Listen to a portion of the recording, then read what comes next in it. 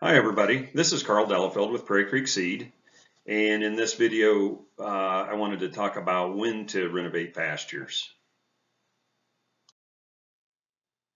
If your pasture has a lot of productive grasses and clovers and they do really well for you, that would be a time when you could no-till in or frost seed additional or newer varieties to increase the diversity of your pasture.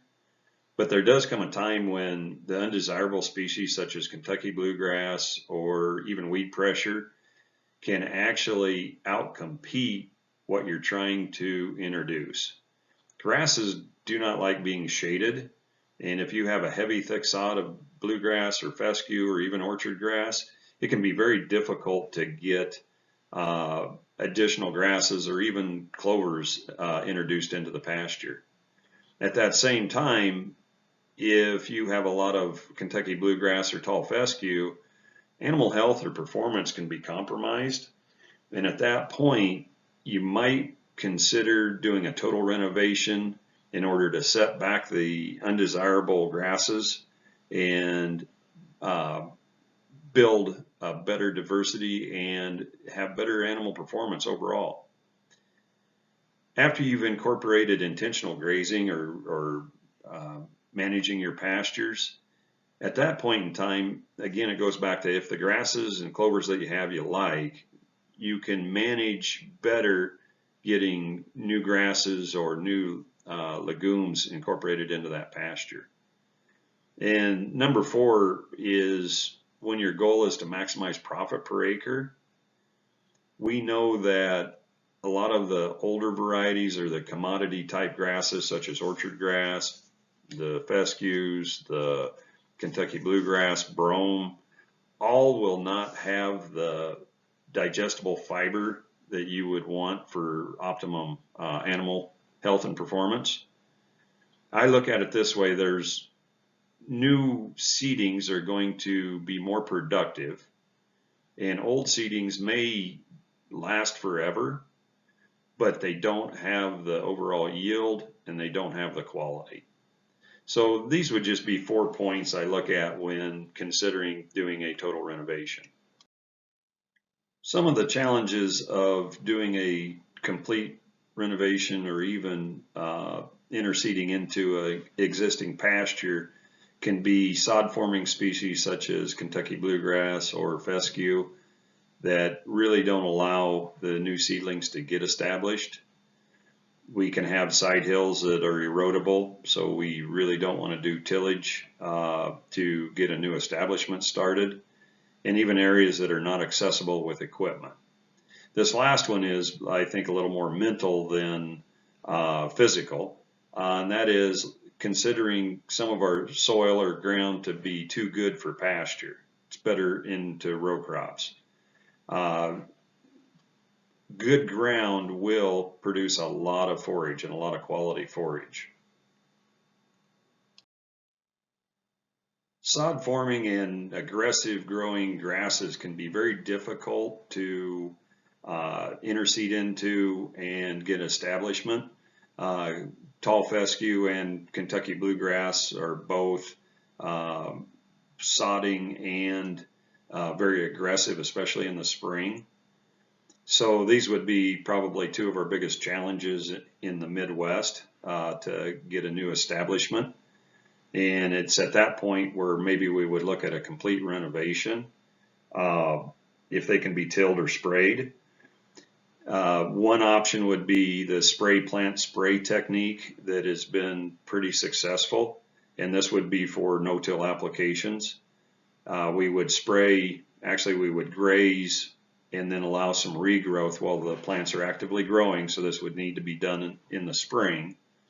And then once the grasses are actively growing again after that grazing, spray them out, and then no-till in a good diverse mix of maybe millet, a brassica, and a legume, and then graze or harvest that through the course of the summer, and then come back again in the fall and maybe plant in, could be cereal rye, winter trit, winter wheat, something that's going to give us fall growth. We could plant oats if we're intending on planting the new seeding the next spring, I would really suggest that 1 to 2 growing seasons would be best with the annuals, and then come in with our long-term pastures.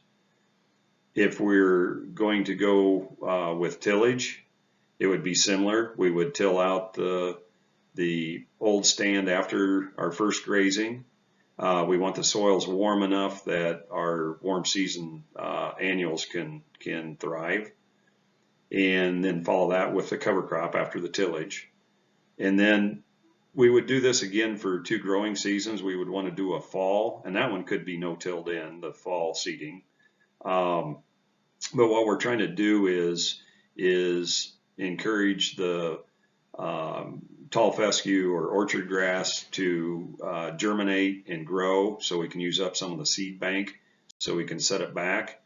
And if we go 2 years in a endophyte infested pasture, there may still be some fescue, but it's less likely to have the endophyte. A lot of our pastures in the upper Midwest are on side hills or sloping ground, and we do not want to create erosion issues. So a couple of options for this would be spraying out the old sod and then no-tilling in the new seeding. But I would wait for a 2-week period so that the old roots can break down and our new seeding can get established better. Another option would be to graze it tight, and we're almost going to abuse it, and then seed in our new forages, wait approximately 2 weeks or so, and then graze it again. What we're doing here is the new seedlings take 14 to 21 days to germinate and start getting established. So we can come in and graze that and get sunlight down to those new seedlings to give them a head start. Another option is maybe tilling in strips to minimize erosion. And then after we've established a strip, start over and do another strip through the pasture. That's a little more cumbersome, but it is an option. And on that ground that's erodible, I would use an oat nurse crop to help minimize some of the runoff. And then we have areas that are inaccessible to equipment, and on those, in reality, using best grazing practices would be best.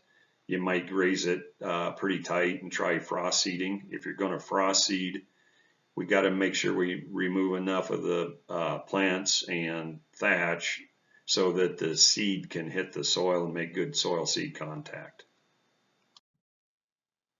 Converting cropland into a long-term pasture stand is probably one of my favorites. It's quite doable, and there are a couple of things that I'd like to point out. When converting row crop ground over into a pasture, I would the first year do some light tillage to level the field up, and then make sure that we can create a clean, firm, and clod-free seed bed.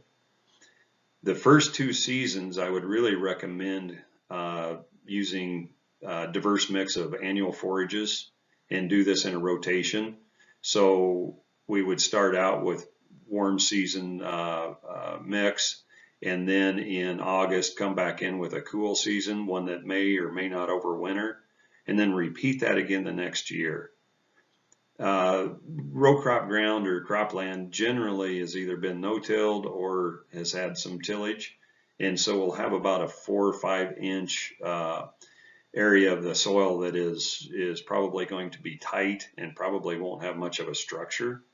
And these annual forages do a really good job of loosening that soil up and helping to restructure so that your new seedings can get rooted down quicker and deeper. And it really seems to make a better long-term pasture if you can give it at least 2 seasons. One could be fine, you just have to watch your soil. Then that first year of our long-term pasture being seeded, I would use a nurse crop. Just we want to hold soil and give a little protection to the new seedlings. And then I would do my first crop. I would try to harvest it mechanically or lightly graze it if conditions are good. And the reasoning behind this is a lot of times we'll see people that'll leave it go until July or August, and and there's so many plants out there, and they're trying to reach out for sunlight, so they get leggy and they don't tiller out as well.